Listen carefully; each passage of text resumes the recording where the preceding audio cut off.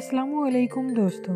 आज हम आपसे बीरबल और अकबर की कहानी शेयर करते हैं। बीरबल और अकबर की किस्से बहुत मशहूर हैं, तो हम बादशाह अकबर की एक कहानी आपसे शेयर करते हैं यहाँ। एक दिन सुबह बादशाह अपने दरबार में बैठा हुआ था कि उसने क्या देखा कि उसके दरबार में एक गरीब आदमी गंगू दहार खड़ा हुआ है। गंगा दहार को उसने देखा कि वो बहुत ही ठंड में लग रहा है और बहुत ही थका हुआ है। बादशाह ने उससे पूछा, गंगा तुम्हें क्या हुआ है? गंगा ने जवाब दिया, हजूर जान की अमान पाऊँ तो एक बात कहना चाहता हूँ। मैं पूरी रात जमुना के किनारे खड़ा रहा हूँ। बहुत सर्दी थी। मैंने सुना था कि बादशाह उन लोगों को इनाम देता है जो मुश्किल काम करते हैं, इसलिए मैंने सोचा कि मैं जमुना के किनारे खड़ा रहता हूँ ताकि मुझे भी इनाम मिले। बादशाह गंगा राम से कहता है, तुम जो इतनी रात इतनी ठंड में खड़े रहे हो, तुम्हारे पास कोई आग वगैरह तो जरूर होगी। जिस पर गंगा राम जवाब देता है, नहीं हजूर, मेरे पास कोई आग नहीं थी। मैं पूरी रात ठंड में ही खड़ा रहा हूँ। बस वो रोशनी थी जो मुझे महल की एक खिड़की से नजर आ रही थी। तब बादशाह ने कुछ सोचते हुए कहा, इसका मतलब है कि तुमने खिड़की से रोशनी हासिल की। अगर तुम्हें रोशनी पहुंची है तुम्हारे पास, तो इसका मतलब है कि तुम्हारे पास उस रोशनी की गरमाइश भी ज़रूर पहुंची होगी। फिर तुमने मुश्किल काम कैसे किया? तुम ठंड में तो ना खड़े रहे ना, तुम्हें गरमाइश मिल रही थी, इसलिए तुम्हें कोई भी इनाम नहीं दिया जाएगा क्योंकि तुमने कोई मुश्किल काम नहीं किया। बस ये सुनकर गंगा राम बहुत ही मायूस हो जाता है और दरबार से वापस चला जाता है। ये सारी बातें वहाँ मौजूद बीरबल भी सुन रहा था, जो कि बादशाह का ख़ास आदमी और दोस्त था।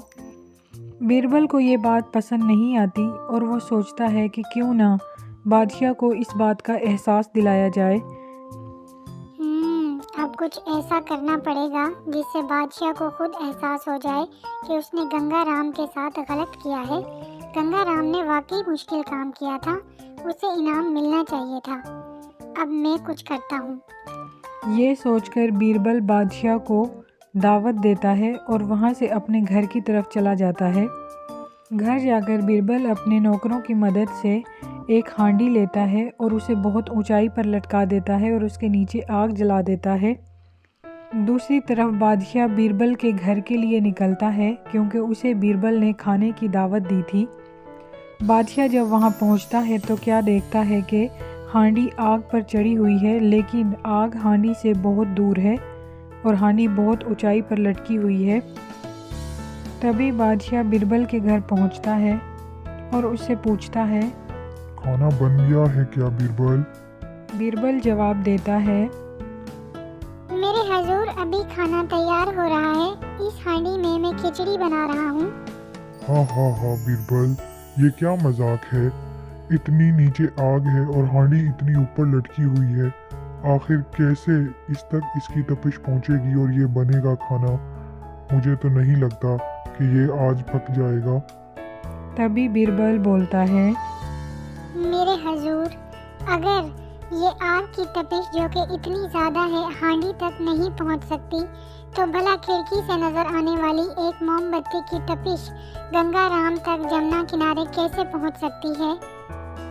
ये बात सुनकर बादशाह थोड़ी देर सोचने लगता है और फिर कहता है, तुमने बिल्कुल सही बात की है बीरबल, तुमने मेरी आंखें खोल दी हैं। मुझे समझ आ गया है कि मैंने गलती की है। मुझे गंगा राम को उसका इनाम देना चाहिए था, उसने वाकई ही मुश्किल काम किया था। मैं अब अपनी गलती ज़रूर सुधारूंगा। ये सुनकर बीरबल बहुत खुश हो जाता है कि बादशाह को अपनी गलती का एहसास हो गया है। बादशाह वापस महल चला जाता है और फिर अपने नौकरों के ज़रिए गंगू राम को बुलाता है और उसे इनाम से नवाजता है। तो ये थी बच्चों बीरबल की खिचड़ी की कहानी। बीरबल ने अपनी चालाकी से बादशाह को उसकी गलती का एहसास दिला दिया और बादशाह को बुरा भी नहीं लगा, बल्कि वो बहुत खुश हो गया बीरबल से کہ اس نے ایک اچھا کام کیا۔